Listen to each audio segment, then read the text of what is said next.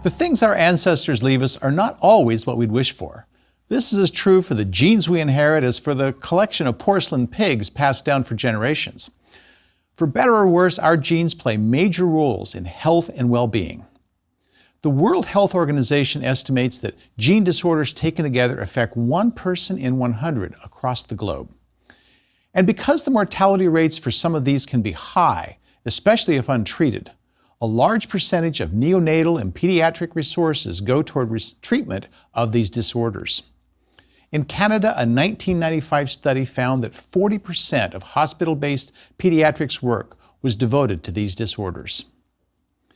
In this lecture, we'll explore the nature of genetic disorders, both inherited or acquired, and the consequences at the molecular level of changes in our genes. We'll discuss recent advances in understanding of diseases like Alzheimer's, and we'll examine genetic diseases that arise from mutations in mitochondrial DNA. We'll even learn about 3-parent babies and how researchers are designing new treatments and even cures. Genetic diseases arise from mutations in our DNA. Sometimes they affect a single gene, as in sickle cell anemia. Roughly 10,000 human diseases are thought to be caused by a single gene. In other cases, a combination of mutations in different genes may be the cause, as in familial tendencies to develop heart disease or mood disorders. Third, because mitochondrial DNA is different from the nuclear genome, genetic diseases also arise from mutations in mitochondrial DNA. In each case, changes in the DNA result in the production of an altered protein that misbehaves in some way to cause the disease. Before we examine the effects of mutations in specific genetic diseases, let's review gene mutations and the effects they have on their proteins. Point mutations change a single base. Most of the amino acids are coded for by more than one codon, and these often only differ in the third base. Mutating the third base of a codon often results in an alternative codon for the same amino acid, so there's no effect on the protein.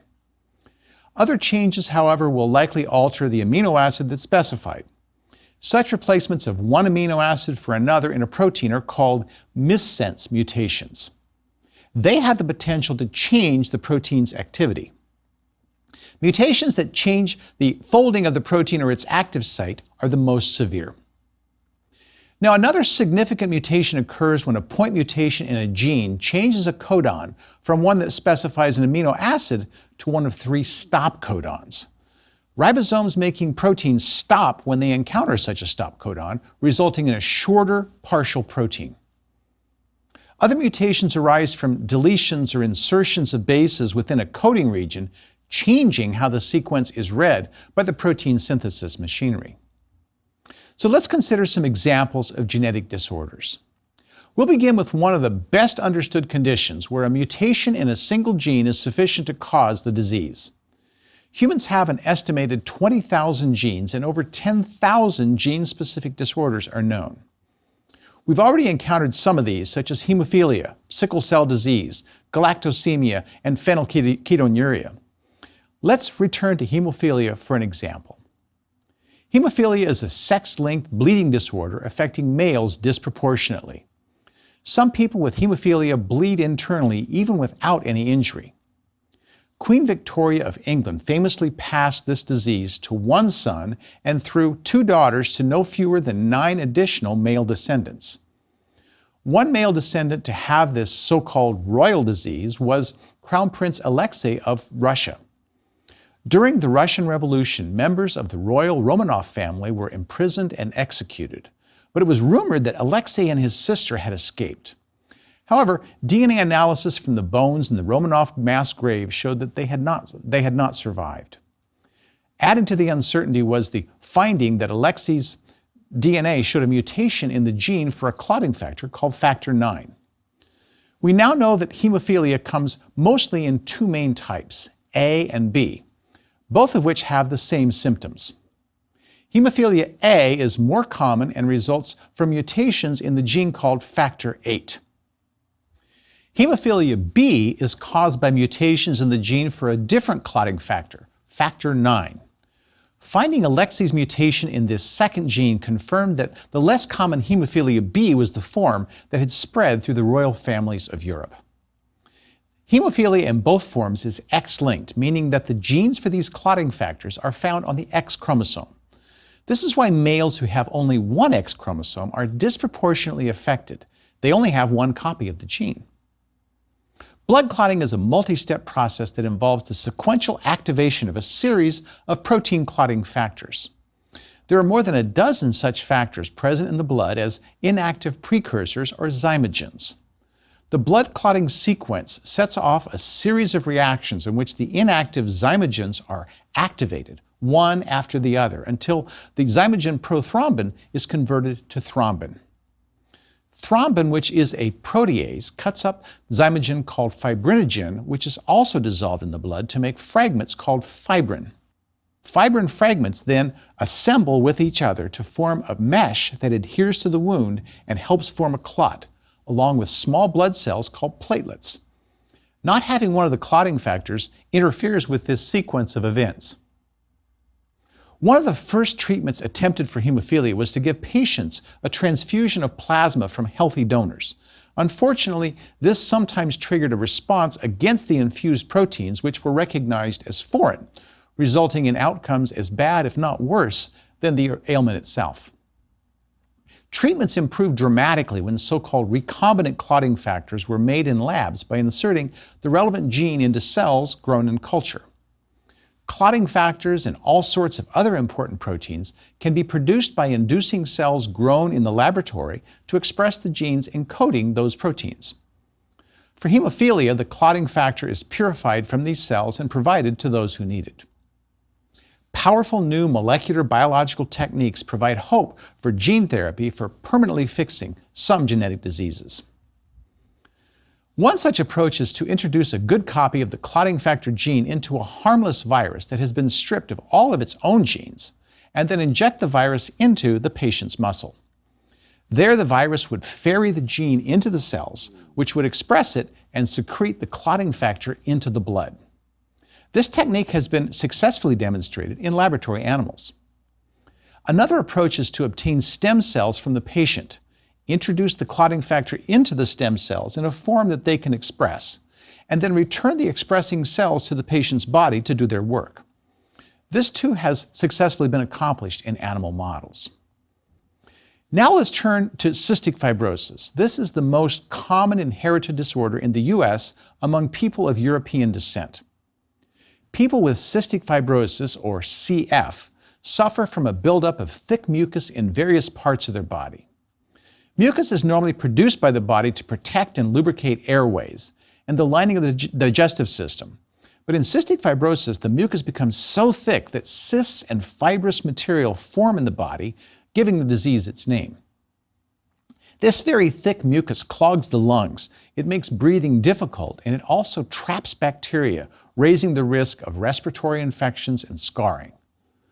The mucus can also block release of pancreatic digestive enzymes and insulin, causing digestive problems and even diabetes. The story of cystic fibrosis is fascinating. As early as the 1600s, physicians knew that babies whose sweat was salty would not thrive and soon would die. The saltiness was the clue that led to the discovery in 1989 of the gene responsible for the problem. It encoded a membrane transport channel for chloride ions called CFTR, which is short for Cystic Fibrosis Transmembrane Regulator. Chloride channels control the salt and water balance of cells, and when disrupted, the disease results. Comparing the gene for the CFTR regulator between healthy individuals and cystic fibrosis patients, researchers found a deletion of one codon. The deleted codon specifies the amino acid phenylalanine at position 508 of the protein.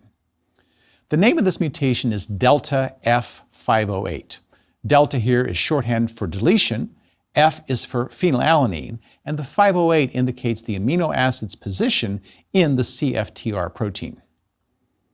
Other mutations have also been identified in the CFTR gene, but the deletion at position 508 is found in over 70% of cases worldwide. Now, what molecular defect does this deletion cause? Well, it turns out that the answer is aberrant protein folding. Normally, the CFTR protein is folded in the endoplasmic reticulum of the cell and is sent to the cell membrane where it functions. The delta F508 CFTR protein, which doesn't fold properly, is instead marked for destruction. The misfolded protein is released into the cytoplasm where it is degraded by the proteasomes. As a result, the mutated chloride channel proteins never make it to the cell membrane. Without the chloride channels in the cell membrane, cells cannot maintain the proper salt and water balance.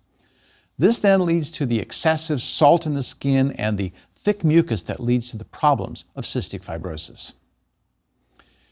Now, what's ironic is the mutant chloride channel, when tested in the laboratory, actually functions fairly well, but it never makes it to the cell membrane because of a zealous quality assurance mechanism that discards it as defective.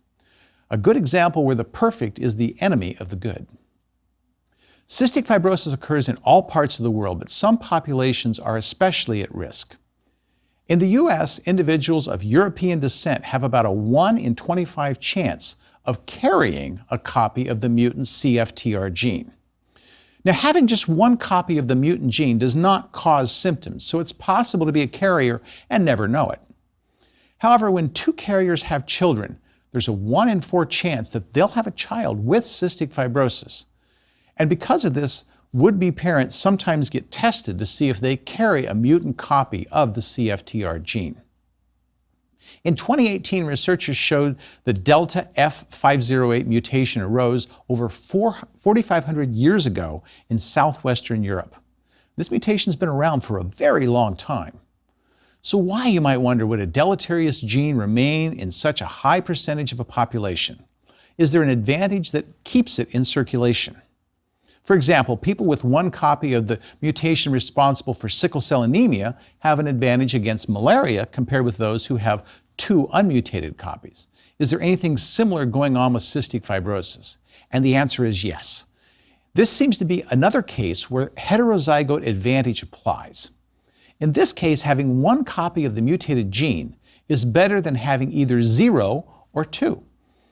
There is evidence that individuals with one copy of the delta F508 cystic fibrosis mutation are protected against tuberculosis. It appears tuberculosis bacteria can only attack cells that make an enzyme called aryl sulfatase B. And that's because the enzyme breaks down molecules like chondroitin sulfate, freeing up sulfate needed by the bacterium to grow cell walls. The walls of cystic fibrosis carriers, however, have very low activity of this enzyme, resulting in no steady supply of sulfate. As a result, the tuberculosis bacteria can't get what they need for cell wall synthesis and cannot multiply as successfully. So having one copy of the mutant CFTR gene may have saved lives in areas of early Europe that were plagued by tuberculosis, and it carried forward to today. This seems to be the reason cystic fibrosis has not gone away. Now, newborns in the U.S. are screened for a list of genetic diseases whose tests are recommended by the U.S. Health Resources and Services Administration. This list includes cystic fibrosis, sickle cell disease, and phenylketonuria. Early detection can help give children the treatment they need right away, and it extends life. Conventional treatments for cystic fibrosis have focused on preventing lung infections and inflammation, as well as ensuring proper nutrition. Screening and conventional treatment by themselves have increased life expectancy significantly and provided modest improvements in the quality of life. Gene therapy is the new frontier for cystic fibrosis. As with other genetic diseases, it offers the possibility of a cure rather than treatment to manage symptoms. In 2015, researchers in the UK carried out the first gene therapy trial for cystic fibrosis. They created liposomes, which are like small fat droplets inside which they packaged a good copy of the CFTR gene. The liposomes were delivered as an aerosol to the lungs of the patients, similar to the way drugs are delivered in inhalers for asthma. The idea was for the liposomes to fuse with the cell membranes and deliver a good gene copy to fuse with the chromosomes in the cells, so it becomes a permanent part of those cells' genomes. With a good permanent copy of the genes, the cells could make normal CFTR protein to send to the cell membranes. The trial had some success. Gains of function for children at age 1 were modest, but significant compared to controls. Since these were lung cells, gametes were not affected. Another approach involves gene editing using stem cells from the person with the disease. These stem cells are grown in the laboratory, and the mutation in the CFTR gene is corrected using a technique such as CRISPR. When the corrected cells are introduced back into the patient's lungs, there the stem cells could give rise to new lung cells free of the mutation. This method has the potential to solve the problem at its source. So we've seen that the most common mutation causing cystic fibrosis is a deletion that leads to the loss of a single amino acid in the protein responsible for transporting chloride across cell membranes. Understanding this one underlying defect is pointing scientists to ways to devise a cure. Many disorders with genetic roots are much more complicated than cystic fibrosis, however. In some genetically related diseases, including Alzheimer's and Parkinson's, there may be more than one mutation associated with the disease. And this gets complicated when environmental or lifestyle considerations like diet, physical activity, sleep patterns, exposure to certain chemicals, and infections all get factored in. As a result, these diseases are much more complicated to try to correct than cystic fibrosis or hemophilia because the presence of these mutations simply increases the risk of developing the disease. There's no simple cause-effect relationship between the mutation and the disease. The genetic components of these disorders, though, provide clues to the molecular mechanisms underlying the observed symptoms. They also offer targets for treatment. Understanding how non-genetic factors interact with the genetic predispositions helps identify the things we do that may increase or decrease the effects of our wayward genes. Let's take a look then at Alzheimer's disease, a condition that in 2018 affected 5.7 million people in the US. Of these, 5.5 million had the more common late-onset Alzheimer's, which is seen in people past the age of 65, while the remaining 200,000 had the early-onset form, which strikes before then. Early-onset Alzheimer's is associated with mutations in genes for making proteins called presenilin 1, presenilin 2, and amyloid precursor protein. The risk of developing late-onset Alzheimer's is higher in people who have a particular variant of the gene for apolipoprotein E. The ApoE gene has 3 common forms called E2, E3, and E4. The E4 variant is associated with increased risk for late-onset Alzheimer's, though not everyone with this variant will develop the condition. The normal function of the protein encoded by all the variants of the ApoE gene is in the transport of fats and cholesterol in the body. So why does a mutation in ApoE increase the risk of Alzheimer's? To understand this, we have to look at what's happening to brain cells in Alzheimer's. 2 characteristic features seen in these brains are clumps of proteins called amyloid plaques outside the neurons and tangles of a protein called tau inside the neurons. Both the plaques outside and tangles inside seem to kill neurons. In 2018, a team of researchers from MIT helped connect the mutation in ApoE with the changes seen in the brain.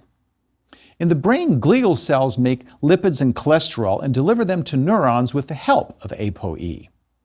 Glial cells also play an important role in clearing away waste and dead neurons, as we saw in Lecture 22 on neurotransmitters. To find out what was different in brain cells with ApoE4 compared to those with ApoE3, scientists grew both kinds of cells in culture. They found neurons with ApoE4 made and secreted much higher levels of the amyloid protein that forms the plaques. They also seem to phosphorylate the tau protein more, which favors forming the tangles of tau within the neurons.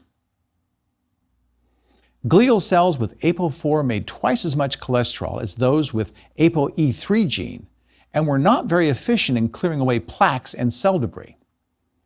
But was this really all because of having one form of the gene rather than another? Well, to make sure, the researchers used gene editing to change the gene in the cultured cells from ApoE4 form to the ApoE3 form. And voila, the cells went back to behaving perfectly well, just like normal cells. Reintroduce the ApoE4 and bam, misbehaving cells again.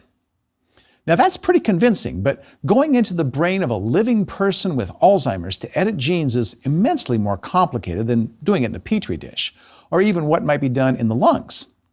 So is there some way to get ApoE4 protein to behave like the well-behaved ApoE3? To do this, of course, you need to know what is different about the two protein variants. The only difference between the proteins encoded by ApoE3 and ApoE4 is a single amino acid at position 112.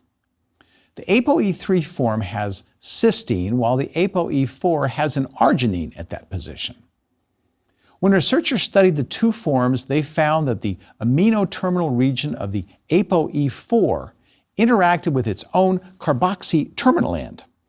This doesn't happen in the ApoE3 form of the protein because the cysteine at position 112 makes it harder for the protein to touch its toes, so to speak.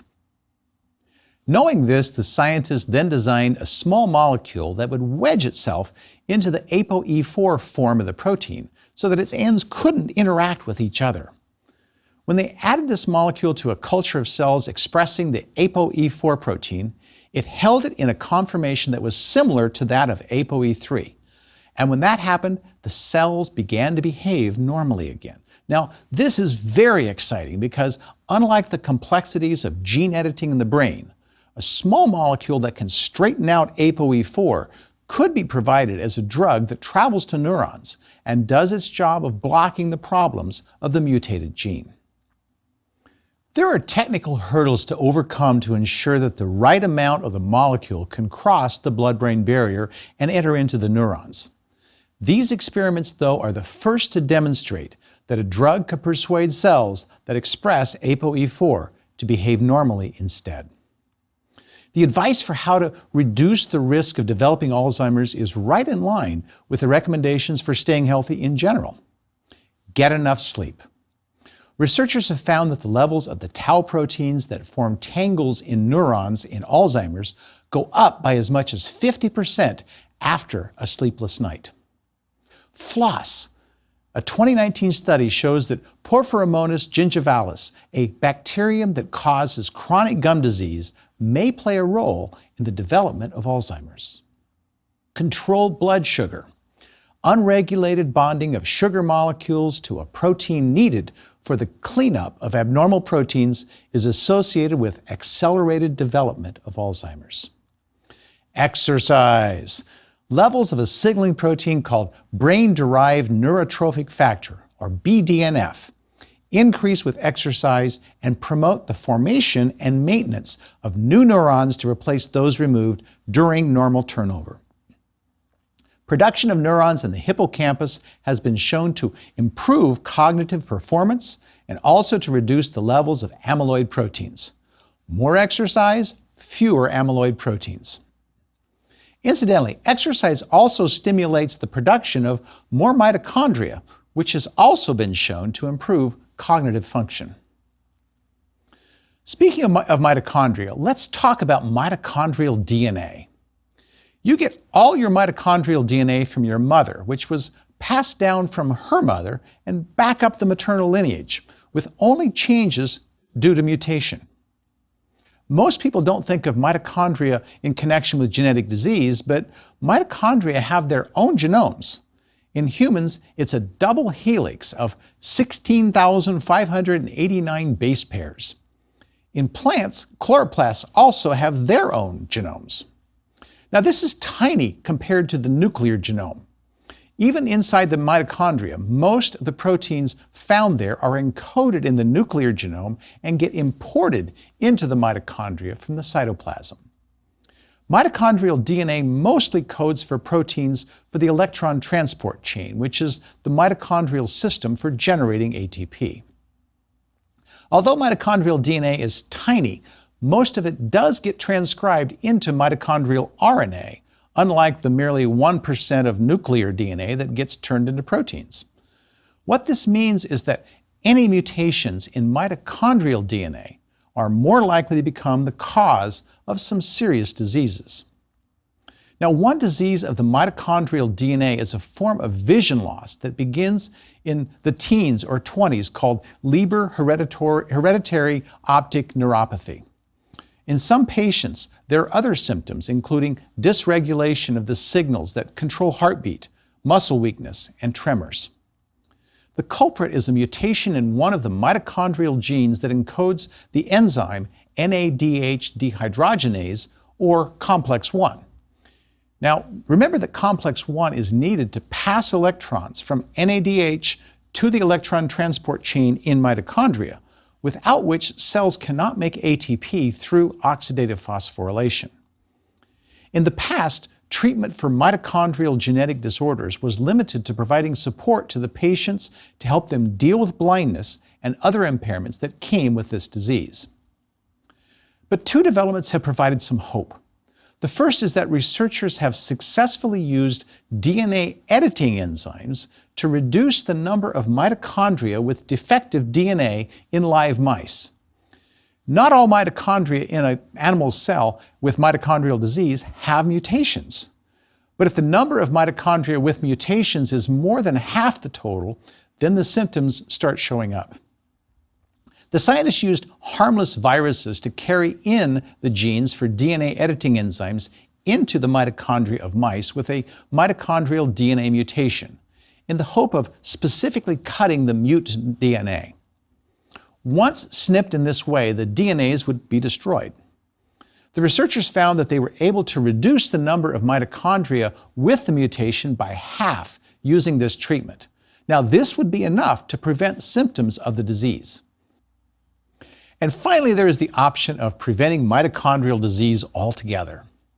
To avoid passing on mitochondrial disease from a mother, scientists have successfully used a 3-parent technique to produce a healthy baby. In this method, a donor egg with healthy mitochondria had the nucleus removed and replaced with the nucleus from the mother's egg. This egg with the mother's nuclear genome and mitochondria from the donor was then fertilized with a sperm from the father. The resulting baby was free of the mother's defective mitochondria and all the attendant health issues, while still having the full contribution of the birth mother's nuclear genome.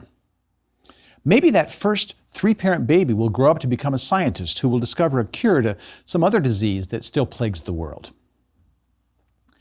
Disease is the most commonly thought of as being caused by an infectious agent, such as a bacterium, a virus, a prion, or by exposure to a toxic chemical. Genetic diseases have a completely different starting point. And with 1% of the population suffering from one or more of these diseases, the worldwide impact is enormous. In some cases, like hemophilia, where a protein is missing, biotechnology provides a relatively easy opportunity for treatment using recombinant technology. Where replacement by supplementation is not possible, such as in cystic fibrosis, more sophisticated technologies such as CRISPR may be advisable. It's easy to see the potential for using genetic technologies to treat genetic diseases. Unfortunately, we are a long ways from solving the technical, legal, and ethical issues necessary for proper treatment of human disease. It is imperative that we proceed with caution and with accurate scientific information guiding our decisions. A lot is at stake.